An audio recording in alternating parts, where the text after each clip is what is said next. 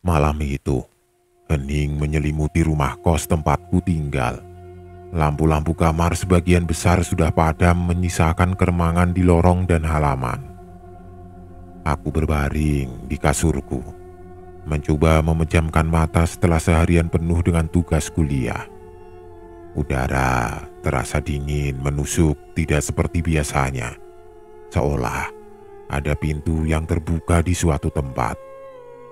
Hanya suara dengung samar dari kulkas di dapur umum dan gesekan dahan pohon yang tertiup angin yang terdengar melantunkan melodi pengantar tidur yang suram. Kos ini sebenarnya nyaman. Sebuah bangunan tua dengan halaman luas di belakang yang ditumbuhi beberapa pohon rambutan. Di tengah halaman itu ada sebuah ayunan besi tua berkarat peninggalan penghuni lama. Ayunan itu sudah tidak pernah digunakan lagi. Dulu, kata ibu kos, ada seorang anak kecil yang sangat suka bermain di sana. Namun anak itu meninggal karena sakit beberapa tahun yang lalu dan sejak itu, ayunan itu seolah ikut berduka. Ayunan itu bahkan sudah dipaku mati ke tanah oleh Pak Tukang agar tidak bergerak lagi dan tidak menimbulkan suara yang bisa memicu kesedihan bagi keluarga yang ditinggalkan. Sebuah simbol duka, dibiarkan berdiri namun tidak lagi berfungsi. Aku berbalik, mencoba mencari posisi nyaman. Kantukku semakin berat dan aku mulai hanyut dalam kegelapan tidur. Namun tidurku malam itu terasa gelisah, tidak nyenyak. Ada perasaan aneh yang terus menggangguku seolah ada sesuatu yang tidak pada tempatnya. Tiba-tiba, telingaku menangkap sebuah suara pelan namun jelas. Derit, derit. Aku sontak terbangun. Mataku mengerjap berusaha mengusir sisa kantuk. Suara itu berasal dari luar, dari arah halaman. Suara itu adalah suara yang sangat ku kenali namun mustahil ku dengar. Derit, derit, derit. Itu suara ayunan. Ayunan besi di halaman. Berderit seolah sedang diayunkan pelan. Nafasku tercekat. Jantungku langsung berdebar kencang memukul-mukul dadaku. Keringat dingin mulai membanjiri pelipisku. Ayunan itu sudah dipaku mati, tidak mungkin bergerak, tidak mungkin berbunyi. Aku memaksakan diri untuk duduk di kasur. Gelap menyelimuti kamar, hanya sedikit cahaya remang-remang dari lampu jalan yang menembus celah gorden tipis. Aku menatap jendela kamar yang menghadap langsung ke halaman. Bayangan pohon-pohon di luar tampak bergerak-gerak ditiup angin membentuk siluet menakutkan. Aku mencoba mencari penjelasan logis. Mungkin angin terlalu kencang hingga pakunya lepas, atau ada kucing yang melompat ke sana. Tapi suara itu terlalu ritmis untuk sekedar angin, terlalu berat untuk seekor kucing. Derit, derit, derit. Suara itu terus berlanjut, konsisten, seolah ada yang sedang duduk di sana mengayunkan ayunan itu perlahan di tengah kegelapan malam. Aku mencengkeram selimutku erat-erat. Ketakutan merayap dari ujung kakiku menjalar ke seluruh tubuhku. Ayunan itu, anak kecil itu, sebuah cerita lama yang kini terasa nyata menghantuiku di keheningan malam. Ketakutan yang kurasakan membuatku tidak mampu beranjak dari kasur. Setiap derit ayunan yang kudengar seolah mempercepat detak jantungku. Otakku seolah memutar ulang cerita lama tentang ayunan itu, cerita yang dulu kudengar dari ibu kos saat pertama kali pindah. Dulu nak, ayunan itu kesukaan almarhum masih indah. Ibu kos bercerita. Suaranya pelan dan sendu. Anaknya Bu Lastri yang dulu tinggal di kamar ini juga. Setiap sore, dia pasti main di ayunan itu, ketawa-ketawa ceria. Sampai maghrib pun kadang masih di sana. Tapi ya, takdir Tuhan memang tidak ada yang tahu. Indah, sakit keras, mendadak 3 hari langsung meninggal. Masih SD padahal. Sejak itu ayunan itu jadi sepi. Bu Lastri juga pindah. Tidak sanggup melihat ayunan itu terus. "Dipaku mati, Bu?" tanyaku waktu itu heran. "Iya, Nak," jawab ibu kos menghela nafas. "Pak tukang yang disuruh ibunya, katanya kalau ditiup angin terus berderit, malah jadi sedih. Seperti Indah masih di sana. Biar tenang semua." Ingatan itu kini menghantamku seperti godam. Jika ayunan itu sudah dipaku mati untuk menghentikan deritanya, lalu suara apa yang ku dengar sekarang? Siapa yang mengayunkannya? Derit, derit, derit. Suara itu semakin jelas, seolah semakin mendekat ke kamarku, atau telingaku yang semakin peka terhadapnya. Udara dingin di kamar semakin menusuk, membuatku menggigil. Aroma aneh mulai tercium. Bukan bau apak atau cucian basah, melainkan bau tanah basah yang sangat pekat. Seperti tanah yang baru digali bercampur dengan aroma melati yang layu. Aku menatap jam digital di meja samping tempat tidur. Pukul 2:17 dini hari. Suasana kos benar-benar sepi, hanya ada aku dan suara ayunan itu. Semua penghuni lain pasti sudah terlelap tidak mendengar apapun. Atau memang hanya aku yang bisa mendengarnya. Rasa penasaran bercampur ketakutan mulai tumbuh. Aku harus melihatnya. Aku harus memastikan bahwa ini hanya imajinasiku atau ada penjelasan logis. Aku tidak bisa terus bersembunyi di balik selimut. Perlahan, sangat perlahan, aku menggeser kakiku dari kasur. Dinginnya lantai langsung menyergap telapak kakiku. Aku berdiri, melangkah hati-hati menuju jendela. Setiap langkahku terasa seperti ledakan di keheningan kamar. Aku menahan nafas, berusaha tidak menimbulkan suara sedikit pun. Dengan jantung berdebar kencang, aku tiba di depan jendela kamar. Jendela itu menghadap langsung ke halaman belakang tempat ayunan itu berada. Aku menarik nafas dalam-dalam, menguatkan diri. Tanganku gemetar saat mengulurkan jari menyibak sedikit celah gorden yang tipis. Halaman itu gelap gulita. Hanya cahaya remang-remang dari lampu jalan di ujung gang yang menembus menciptakan bayangan-bayangan panjang dan aneh dari pohon-pohon rambutan. Aku mengedarkan pandangan, mencari sumber suara. Derit, derit, derit. Suara itu masih ada. Aku memfokuskan pandanganku ke arah ayunan dan di sana, di tengah kegelapan, di bawah bayangan pohon, aku melihatnya. Ayunan besi itu bergerak, pelan berderit, maju mundur seolah ada yang duduk di sana dan mengayunkannya. Tidak ada sosok yang terlihat jelas, hanya siluet samar, seperti bayangan yang transparan duduk di atas dudukan ayunan. Aku mengucek mataku, tidak percaya, tapi ayunan itu benar-benar bergerak sendiri. Rasa dingin yang luar biasa menyeruak dari celah gorden memeluk tubuhku. Bau tanah basah dan melati busuk semakin pekat nyaris membuatku mual. Bulu kuduku meremang. "Siapa di sana?" bisikku. Suaraku tercekat di tenggorokan nyaris tidak terdengar oleh diriku sendiri. Ayunan itu berhenti bergerak. Suara deritanya lenyap, hening, sangat hening. Bahkan suara angin pun seolah berhenti berembus. Aku menahan nafas, mataku terpaku pada ayunan itu.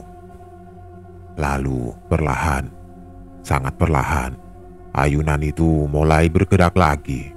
Kali ini bukan hanya maju mundur, ayunan itu berputar pelan melingkar dengan dudukan yang kosong. Sebuah gerakan yang tidak mungkin dilakukan oleh ayunan normal, apalagi yang sudah dipaku mati. Dan kemudian Dari arah ayunan, sebuah suara anak kecil terdengar, lirih, merdu, namun penuh kesedihan. "Mama, Papa, kenapa kalian pergi?" Suara itu bukan hanya bisikan, itu adalah suara nyanyian. Sebuah lagu anak-anak yang familiar namun dinyanyikan dengan nada yang sangat sendu seperti rintihan. Aku tahu lagu itu. Itu lagu kesukaan anak kecil yang dulu meninggal yang sering dinyanyikannya saat bermain ayunan. Ibu kos pernah bercerita. Aku langsung tersentak mundur dari jendela, menabrak meja di belakangku. Suara benda jatuh menggema di kamar. Aku tidak peduli. Aku langsung berlari menuju saklar lampu, menyalakannya. Kamar mandi, ruang tamu, dapur, semua lampuku menyalakan. Aku ingin terang. Aku ingin mengusir semua kegelapan. Aku kembali ke jendela, mengintip lagi. Ayunan itu kini diam tidak bergerak. Tidak ada suara, tidak ada bayangan, hanya ayunan besi tua yang berkarat berdiri kaku di tengah halaman yang kini tampak biasa saja. Diterangi cahaya lampu yang kubiarkan menyala. Tapi aku tahu, apa yang kulihat dan kudengar itu nyata, itu bukan halusinasi.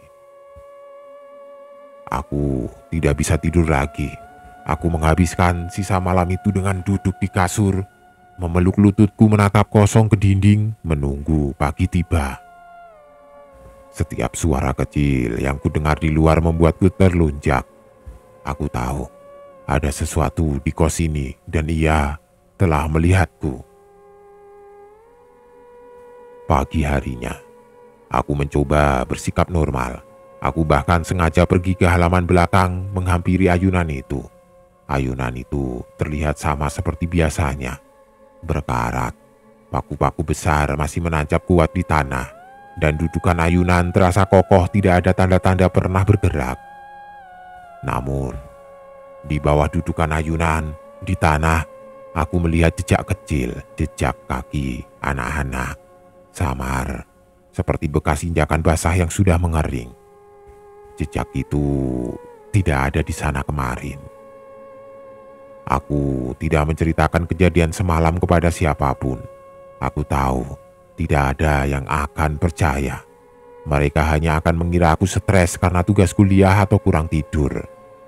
Tapi aku tahu apa yang kulihat dan kudengar, dan aku tahu aku tidak gila. Sejak malam itu, gangguan-gangguan kecil mulai terjadi. Terkadang saat aku sedang memasak di dapur umum, aku mendengar suara langkah kaki kecil yang berlarian di lorong belakang, lalu menghilang. Beberapa kali, pintu kamarku yang sudah kukunci rapat tiba-tiba terbuka sedikit seolah ada yang mencoba mengintip. Aku bahkan pernah menemukan sebuah kelereng kecil di ambang pintu kamarku, padahal aku tidak punya kelereng.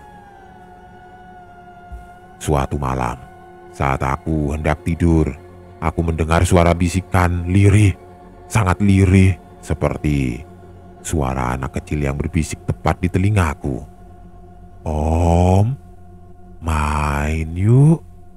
Aku langsung tersentak, duduk tegak di kasur. Aku melihat sekeliling kamar tapi tidak ada siapa-siapa. Jendela tertutup rapat, pintu terkunci. Siapa itu?" bisikku. Suaraku bergetar, hening. Lalu, sebuah suara tawa kecil yang renyah terdengar. Tawa itu tidak menakutkan, bahkan cenderung ceria. Tapi justru itulah yang membuat bulu kuduku berdiri. Tawa itu terlalu polos, terlalu normal untuk datang dari sesuatu yang tidak terlihat.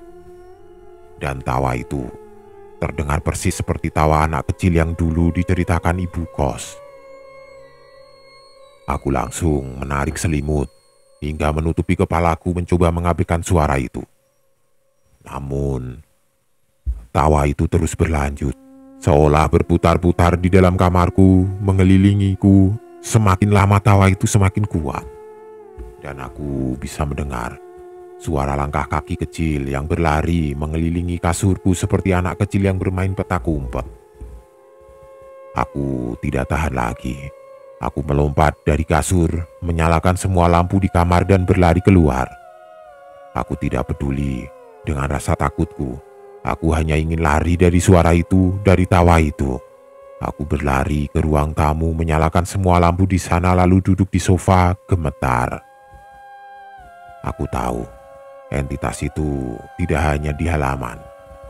Ia kini sudah masuk ke dalam. Ia sudah ada di dalam rumah dan ia ingin bermain. Beberapa minggu berlalu. Aku tidak lagi berani tidur di kamarku sendiri. Aku selalu tidur di sofa ruang tamu dengan semua lampu menyala terang. Aku jarang keluar kamar jika tidak penting, apalagi ke halaman belakang. Aku menjadi kurus, pucat, dan selalu tampak gelisah. Konsentrasiku di kuliah menurun drastis dan aku sering melamun terjebak dalam pikiran-pikiran mengerikan. Teman-temanku dan kerabatku mulai khawatir. Mereka bertanya ada apa, tapi aku tidak berani menceritakannya. Bagaimana aku bisa menjelaskan tentang ayunan yang bergerak sendiri, jejak kaki anak kecil, dan tawa serta bisikan di tengah malam? Mereka hanya akan mengira aku sudah gila atau lebih parah, kerasukan. Puncaknya terjadi pada suatu malam. Hujan kembali turun sangat deras seperti malam pertama disertai angin kencang. Aku sedang duduk di sofa, memeluk lututku, mencoba memaksa diri untuk membaca buku berharap bisa mengalihkan perhatian dari rasa takut yang mendera. Tiba-tiba, lampu di ruang tamu berkedip, lalu padam. Seluruh rumah gelap gulita, hanya ada suara gemuruh hujan dan kegelapan yang mencekam. Jantungku langsung berpacu. Aku tahu ini bukan mati lampu biasa. Aku mencoba meraih ponselku untuk menyalakan senter, tapi tanganku gemetar hebat. Dalam kegelapan total itu aku mendengar suara yang sangat familiar, namun kini terdengar paling menakutkan dari sebelumnya. Derit, derit, derit. Suara ayunan di halaman. Aku tahu itu. Lalu suara langkah kaki kecil berlarian di lorong depan menuju ruang tamu. Tap, tap, tap. Dan kemudian suara tawa anak kecil itu renyah, ceria, namun kini terdengar begitu dingin, begitu dekat. Om, ayo main petak umpet, bisiknya. Suaranya terdengar dari segala arah mengelilingiku dalam kegelapan. Aku langsung melompat dari sofa, berteriak sekencang-kencangnya. Aku berlari menuju pintu depan, meraba-raba gagang pintu dalam kegelapan. Tanganku gemetar, namun aku berhasil membuka kunci dan menarik pintu. Aku langsung lari keluar rumah menerobos hujan deras tanpa peduli akan sakit atau kedinginan. Aku berlari sejauh mungkin dari rumah kos itu, dari halaman itu, dari ayunan itu, dari kengerian yang telah mengintaiku. Aku tidak pernah kembali ke kos itu lagi. Aku pindah ke tempat yang jauh, ke sebuah apartemen di tengah kota yang ramai, di mana selalu ada banyak orang dan lampu yang menyala terang. Aku mencoba memulai hidup baru, melupakan semuanya.